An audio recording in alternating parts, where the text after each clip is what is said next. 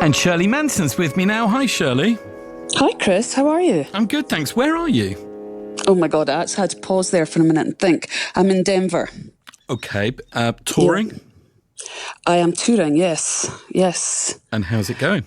Kind of been magical, I have to confess. You know, it's very strange still for obvious reasons. But it's been amazing to play and see other people and, I don't know, have something to do, get off the couch. You know, I've been sitting on my bum for a long time now. So, in LA, is that where you've been sitting on your bum?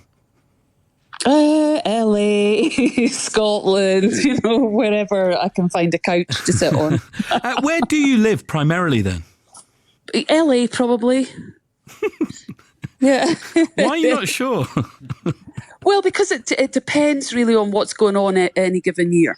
Okay. You know what I mean? So if I've got family stuff going on, I'm more in Scotland. And if I'm working and we're working on a record, then obviously LA. Yeah. Which I guess brings me to ask, how did you end up in an American rock band?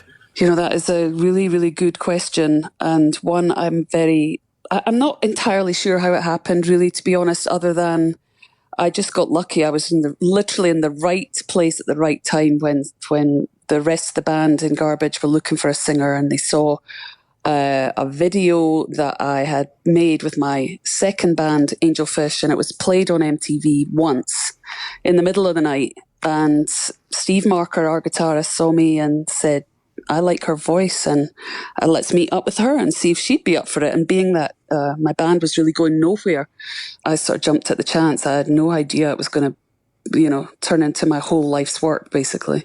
Did you have to audition for them? I did. And how was that? Awful. It was awful. It was awful. I mean, it was humiliating because I didn't know them, and they had an idea for what they wanted, but they didn't really know what form that would take. And they had scribbled a couple of like lines they thought were cool. And they gave me these lines and said, go upstairs and just make up some stuff over these songs, some of these instrumentals that we've written. And I was like, okay.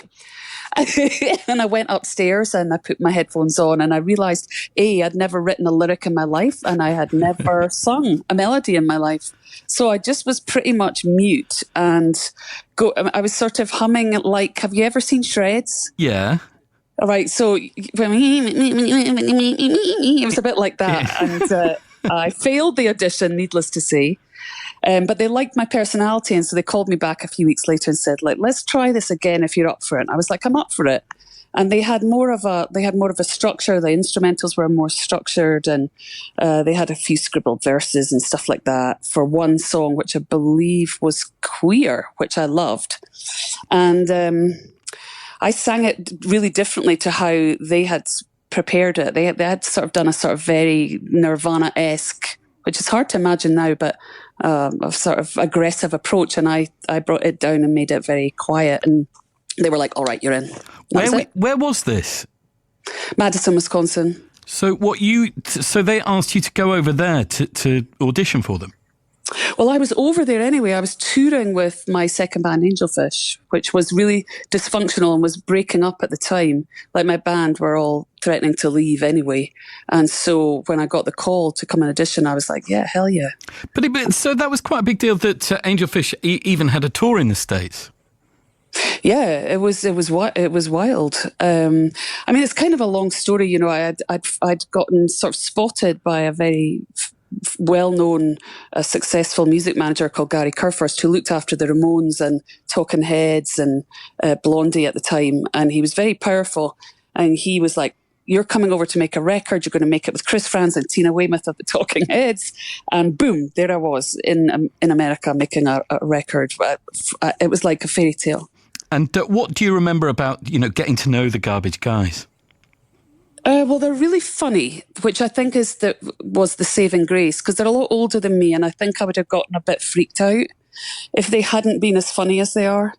And they're really kind. So, I mean, I was pretty miserable, the making of that first record, I have to confess, because I didn't know anyone. I didn't drive. I had literally no money, and I was sort of eating hand to mouth kind of thing. Like whenever the band were hungry, I'd get to eat. Otherwise, I was, I was starving all like the time. Too embarrassed to say that you were hungry almost? Yeah. Yeah, I was too embarrassed to say, "Hey guys, I really don't have any money, and can you like spot me a tenner?" And it was wild. It was really wild. I was tough though, so I managed to, push through. Was it wild in a rock and roll sense? Well, it's funny because Garbage is a very strange band that operates seemingly unlike any other band, because it seems on the surface very mild-mannered, and it is mild-mannered in many, many ways. But there's this sort of funny, wild side also that is very private, and certainly back then was pretty wild, but in a very managed, polite way. It's difficult to explain, but once we got out on the road, and of course we were around all these other bands, it was great fun. But my wild days were really with Goodbye Mr. Mackenzie, my very first band. That was when it was riotous. And that was back home in Edinburgh? Yeah. Well, that was just a wild time. I mean, we did everything, absolutely everything, and we touring like a white, transit van, and travelled all over the UK and to mainland Europe, and just had the wildest time of my life. And by the time I joined Garbage, I was nearly 30, so I had calmed down quite considerably. And it's almost exactly 20 years now since Beautiful Garbage, so it was the third album by Garbage. And we'll talk some more in a little bit, if that's all right, Shirley. But from a new version of the album, I'm going to play a previously unheard take of Androgyny, a song that lyrically was very much ahead of its time. Yeah, I mean, I'm quite surprised actually now, looking back a whole 20 years to this record, which was somewhat poorly received at the time, and then has just, over the 20 years, has garnered a lot of respect and love from our fans. I mean, the fans were angry because the sound was so different to what they had expected, and it was very different from the first two records. And I think now they all grudgingly admit, this was cool that you took this chance, you tried something different. And the record is, this track, Androgyny, was definitely ahead of its time, for sure. Talking about, just the... Gorillas. Carnival base. You don't feel the same, that's cool, don't get in my way. In fact, don't migrate. Meanwhile, we like champagne, but we like red stripe and we like red. on Six Music. You don't feel the same, that's cool, don't get in my way. Shirley Manson's with me this afternoon, and earlier, Shirley, you talked about how you ended up in Garbage. I guess that life could have been very different as the singer in a British band. Yeah, definitely. I mean, the sad thing is that I don't belong anywhere and never have, I'm not considered a British artist for some inexplicable reason. I'm not entirely sure, I guess because I've got three men in my band, and therefore I'm categorized as an American artist, But in America, everyone laughs that I've got this Scottish accent, and I'm a female in an all-male band. And so I'm just this oddity. So I am in an American band, but I don't consider myself, an American artist. I'm a Scottish artist. That's how I see myself. Do you think you spent your life sort of feeling out of place then? Well, it's not even just, I think I am a bit out of place. And I think it's actually been really good for me, to be honest. Like, I always ached as a kid to sort of fit in. And I think actually, in retrospect, to be outside of everything is actually quite a great place to be in the end. As a kid, did you always want to be in pop music? No, God, no. No, I wanted to be a ballet dancer, and then I wanted to be a journalist, and I did flirt with the idea of being an astronaut, which I really wish, actually, I would have loved to have been an astronaut. That would have been amazing. But I would never have made the grade, so here I am, slopping it with a rock band. I have to ask you about Butch, and 30 years now since Nevermind came out, and 20 years since Beautiful Garbage. Tell me about working with him and how much influence you can possibly ever have over him. I don't know what to say. I mean, the Nirvana legacy is enormous, and it has sat over our band forever for obvious reasons, because Butch produced that amazing, incredible music-changing record.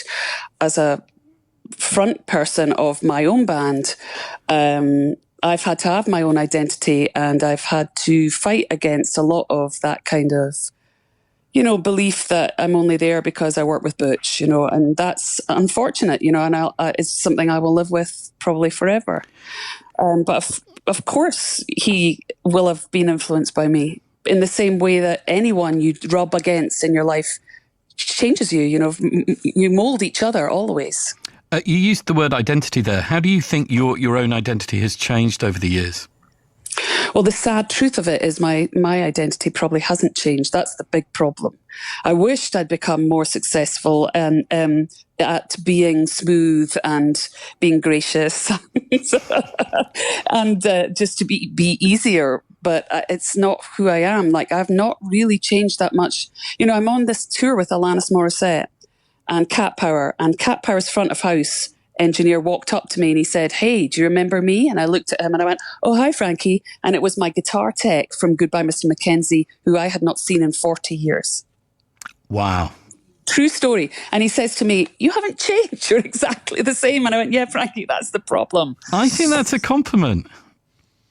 Yeah. I don't know. Like I said, I wanted to morph into something different. Don't we all imagine ourselves as bigger and better than we are?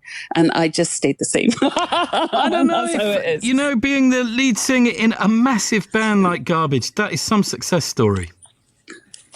Yeah, it is. I mean, I can't believe it still to this day. I mean, again, being on tour right now and we're playing these magical shows, and I can't believe it happened to me. I can't believe I lived the rock and roll fantasy. It's mad. And you're an icon to so many fans. Is that a responsibility?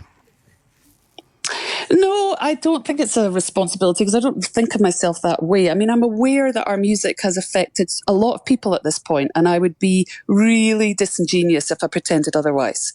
I know that we've sold millions of records and we have a lot of fans, and people hope that I'll be cool when I meet them, and I try my best to be, but my job is to live my life and live it the way I want it to be, not to please other people. And if you could do it all again, would you do it any differently? Probably not. I'm a Thrawn person who I always find too that you really do learn the most when you are struggling. When you make mistakes, that is when you do your best growing, I think, in some regards. So probably not. I'd probably make the same mistakes over and over.